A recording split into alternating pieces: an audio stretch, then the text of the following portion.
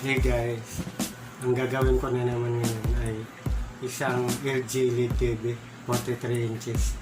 Ang problema niya, gumagalaw. Yan. Gumagalaw yung screen.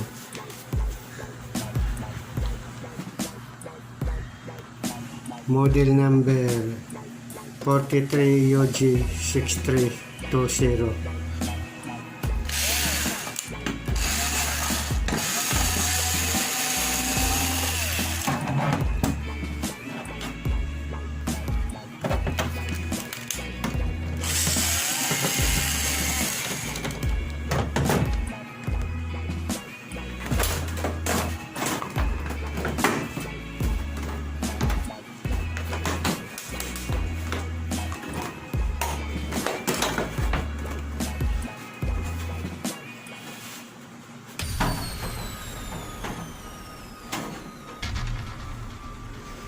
Ayan na guys. Ayan na po. As usual, dito naman tayo mag-concentrate. Sa dalawa. Dito tayo mag-concentrate sa dalawa. Para po dyan? Ay, di, meron pala ito. Dalawa. Meron po, ito po.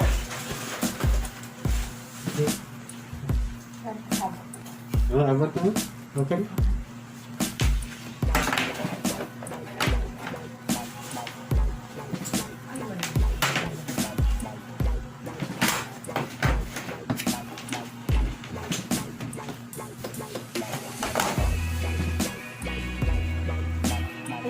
Hindi po ba tatakpan mo? Saksak na. Wala kasi yung ako. Tatluhan po ba yan? Dalawahan lang. Okay na lang. Hindi, dito. Akala ko po tatluhan kasi. Ay, hindi. Nandito po ba?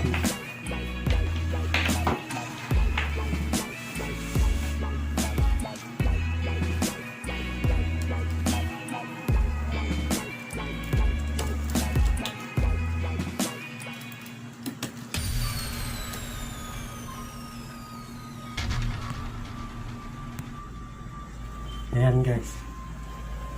Makikita nyo guys. May ano pa rin po.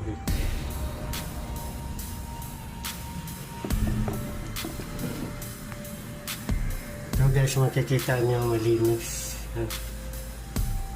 Walang guhit. Dito guys. Dito tayo mag-concentrate. Lagyan natin.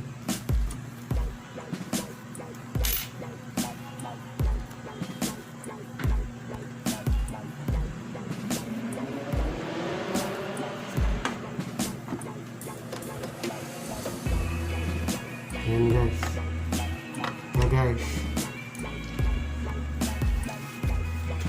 Pero itong ano ko guys. Hindi to para sa lahat yung video na to ay ginagawa to para rin sa mga technician na hindi pa naka-encounter ng ganitong sira. So, kung hindi po kayo technician, hindi po para sa inyo to. Madidisgrasya lang pag ginagaya nyo. So, mayroon dito ang pin na pag na-block nyo, pwedeng matudas yung LCD. Matutuluyan.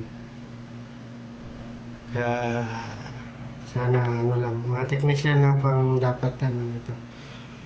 Dapat gumaya. Kaya yung ano, kaya tip lang ilagay natin dyan, pero hindi po basta-basta tip yan. Kapag nagkamali ka po ng lagay ng tip dito, alin man dito, may pin dyan na nakabayas yan, nagre-regulate ng voltahe. Pag binablock mo yung pin na yan, tataas ang voltahe, sisibakin mo yung LCD mo. Lalong matuluyan yun. Kaya hindi basta-basta po ito. Lagyan na natin.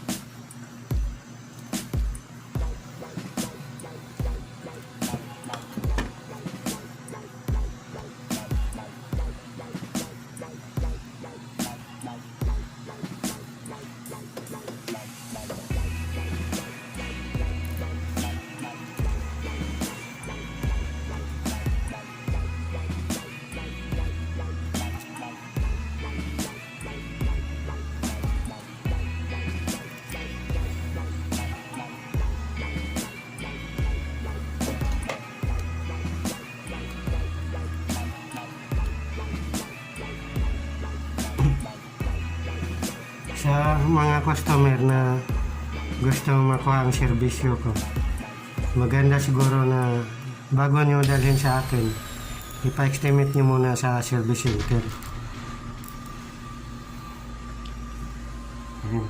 Ayan, klaro yan guys ha.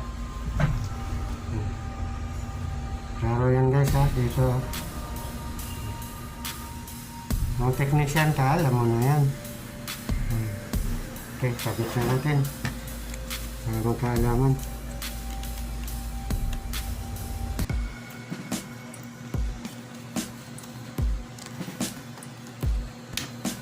Testing.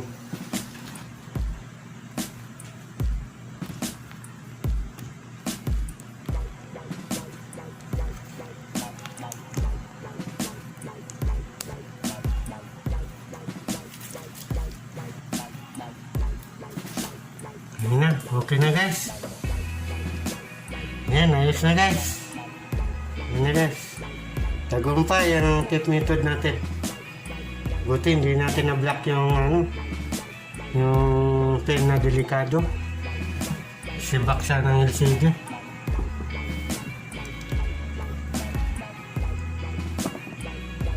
Okay na guys.